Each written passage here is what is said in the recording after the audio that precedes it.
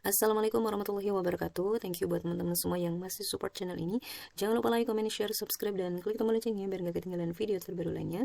Ingat, subscribe itu gratis. Oke teman-teman, selamat datang dan selamat bergabung di channel Lembiners ID.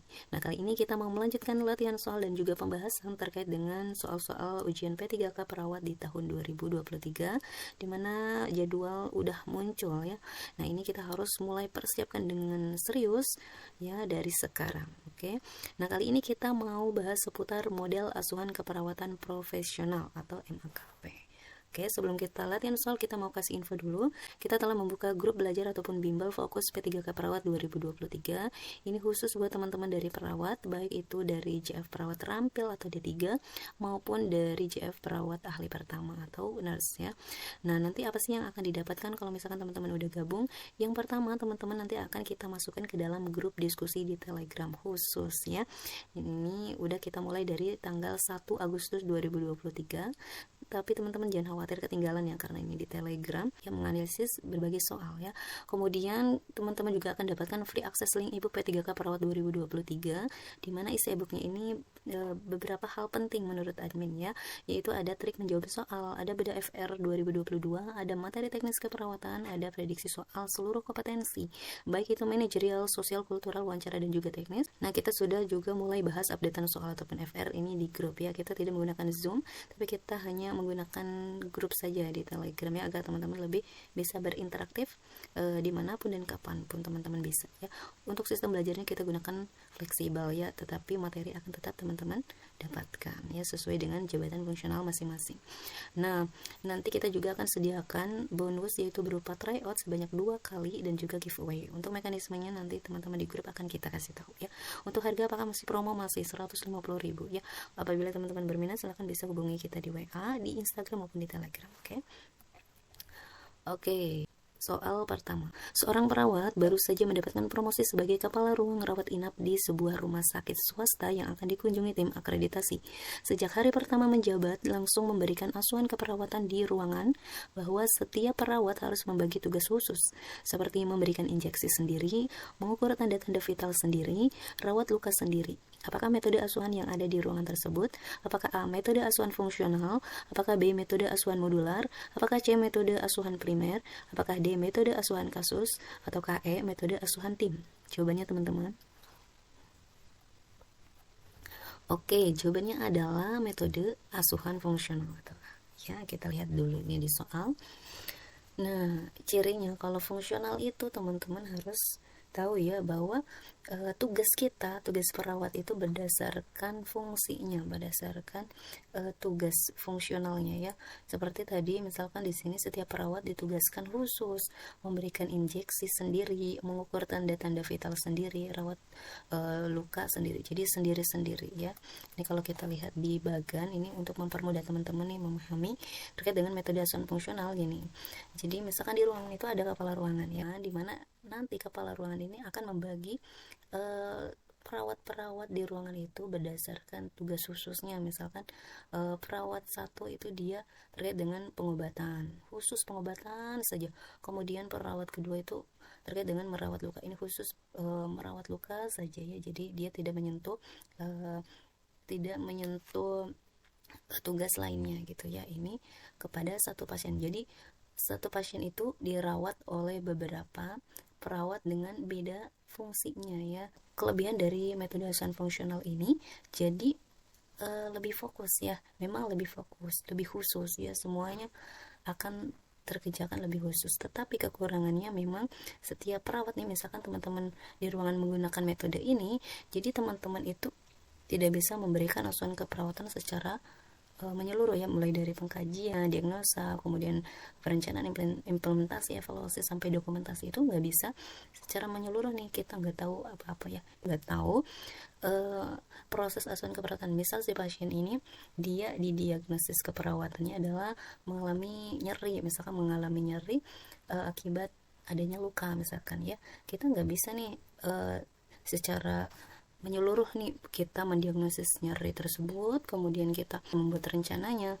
kita mengimplementasikannya, itu kita nggak tahu ya. Tapi kita langsung mengimplementasikannya itu sesuai per poin gitu ya, sesuai tugas fungsinya sesuai fungsional masing-masing ya. Jadi itu kekurangan di metode asuhan fungsional ya. Oke, lanjut nomor 2. Seorang perawat menganalisis kondisi pasien, kemudian menegakkan diagnosis keperawatan dan menyusun rencana asuhan keperawatan selama 24 jam. Dia sebagai penanggung jawab pasien. Pada saat ini, perawat tersebut tidak terjadwal dalam tugas. Pelaksanaan implementasi keperawatan dilaksanakan oleh perawat lain. Apakah metode penugasan yang diterapkan di ruangan tersebut? Apakah A. Tim? Apakah B. Kasus? Apakah C. Primer? Apakah D. Modular? Apakah E. Fungsional? Jawabannya teman-teman.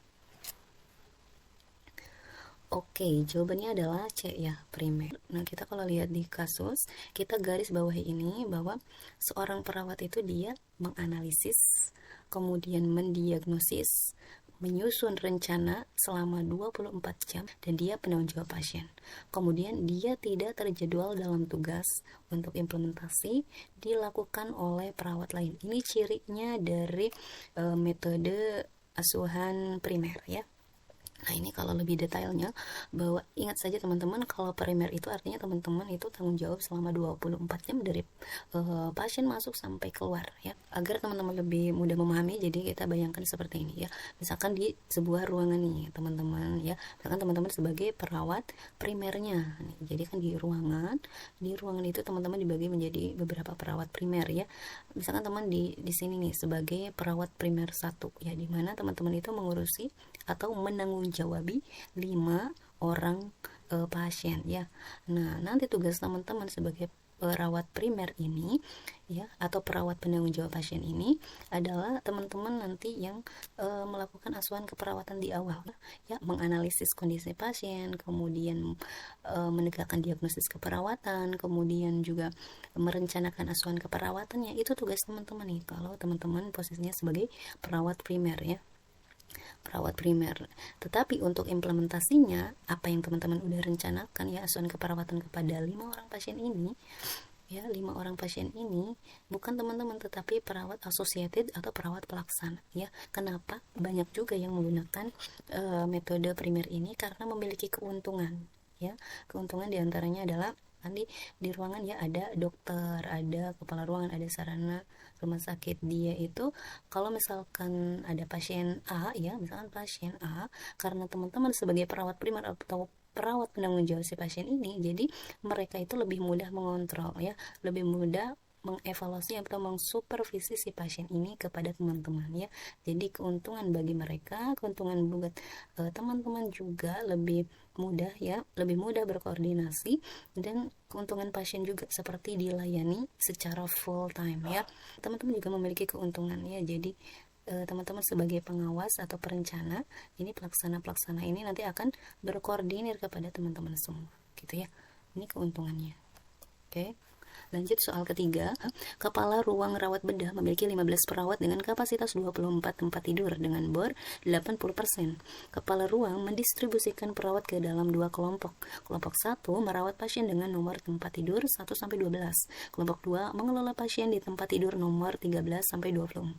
Setiap perawat memiliki pasien kelolaan masing-masing dan bertanggung jawab kepada pimpinan tim. Apakah metode asuhan yang diterapkan kepala ruang? Apakah A. Tim? Apakah B. Kasus? Apakah C. Primer? Apakah D. Modular? Apakah E. Fungsional? Jawabannya teman-teman. Oke, ini bisa ketebak langsung oleh teman-teman ya. Jawabannya adalah A ya, yang metode asuhan tim ya. Nah, di sini mudahnya kalau tim itu di ruangan itu dibagi menjadi beberapa kelompok ya. Beberapa kelompok ini kalau kita lihat di bagan, jadi di sebuah ruangan nanti dari kepala ruangan itu akan membagi beberapa tim ya, beberapa tim. Ini dimana setiap tim itu akan diketuai oleh ketua tim ya, akan dibentuk ketua timnya, jadi dia sebagai penanggung jawab ya. Dan juga ada staf perawat atau perawat pelaksana ya. Ini juga sering dipakai ya metode tim ini. Jadi intinya kalau tim itu pasti dibagi menjadi kelompok, dimana Setiap kelompok itu ada ketua timnya, itu bahasa mudahnya ya. Oke, lanjut soal keempat. Suatu ruangan rawat inap memerlukan 25 orang perawat, 5 orang dengan pendidikan nurse termasuk kepala ruangan. Perawat pelaksana atau PA berjumlah 20 orang dengan pendidikan D3 keperawatan. Masing-masing perawat dibagi pada setiap shiftnya. Satu tim terdiri 3 perawat yang bertanggung jawab terhadap 8 orang pasien sampai pulang. Apakah metode asuhan keperawatan pada kasus tersebut? Apakah A tim? Apakah B kasus? Apakah C primer? Apakah D modular? Apakah E fungsional? Jawabannya teman-teman. Oke, ini jawabannya adalah modular ya. Nah, kita tahu ya kalau modular itu dia itu modifikasi dari metode primer. Jadi gabungan antara metode primer dan tim ya. Kita lihat di sini bahwa kalau mudahnya di sini ada pembagian kelompok ya. Dilihat dari masing-masing perawat dibagi pada setiap setnya ya. Berarti ada kelompok-kelompoknya. Oh, ini kita langsung bisa memahami bahwa ini pasti dia menggunakan tim. Satu tim terdiri 3 perawat yang bertanggung jawab terhadap 8 orang pasien sampai pulang. Nah, kalau misalkan tanggung jawabnya sampai pulang berarti dia masuk metode primer ya. Jadi di sini ada tim dan juga ada metode primer, maka dia masuk ke dalam metode modular ya.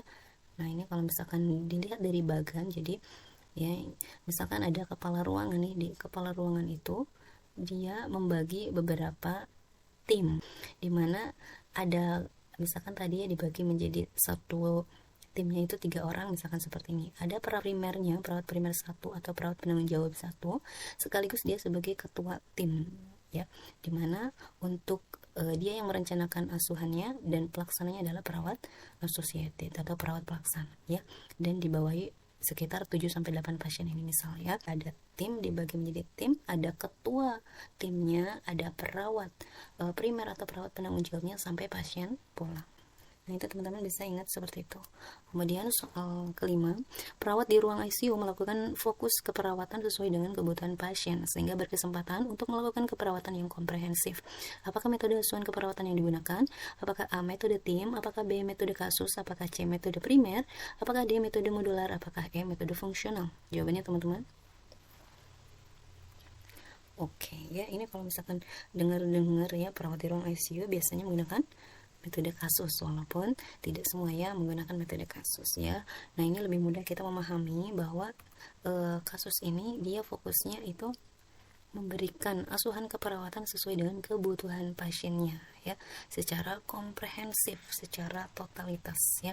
Jadi mudahnya itu misalnya teman-teman sebagai perawatnya, waktu yang terikat antara perawat dan si pasien itu persif ya, persif. Jadi teman-teman melayani pasien secara keseluruhan itu persif ya, totalitas dalam persif ya. Nah, biasanya di metode kasus ini untuk perbandingan ataupun rasionya antara perawat dan pasien itu 1:1 ya. Jadi perawatnya 1 orang mengurusi 1 orang juga.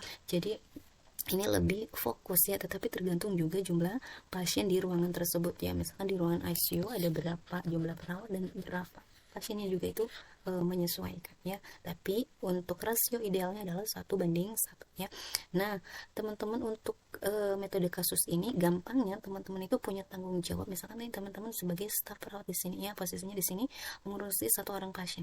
Nah, terikatnya teman-teman melakukan asuhan keperawatan itu dalam 1 shift saja. Misalkan nih shift hari ini teman-teman itu mengurusi pasien A ya, mungkin besoknya teman-teman bisa mengurusi pasien B, mungkin besoknya teman-teman bisa mengurusi pasien C. Misalkan teman-teman shift pagi nih, shift pagi, jadi selama shift itu teman-teman mengurusi pasien ini aja ya, pasien ini kebutuhannya apa aja, misalnya dia punya berbagai masalah keperawatan ya, teman-teman yang ngurusin ini ya. Oke, seperti itu. Oke, nah ini nomor 6 ya. Seorang nurse penanggung jawab shift sore sedang membagi pasien dengan perawat pelaksana supaya distribusi tanggung jawabnya merata beberapa pasien, total care, partial care, dan minimal care. Model asuhan keperawatan apakah yang diterapkan? Apakah A model fungsional? Apakah B model primer? Apakah C model modular? Apakah D model tim? Apakah E model kasus? Nah, silakan teman-teman tulis jawabannya di kolom komentar, oke?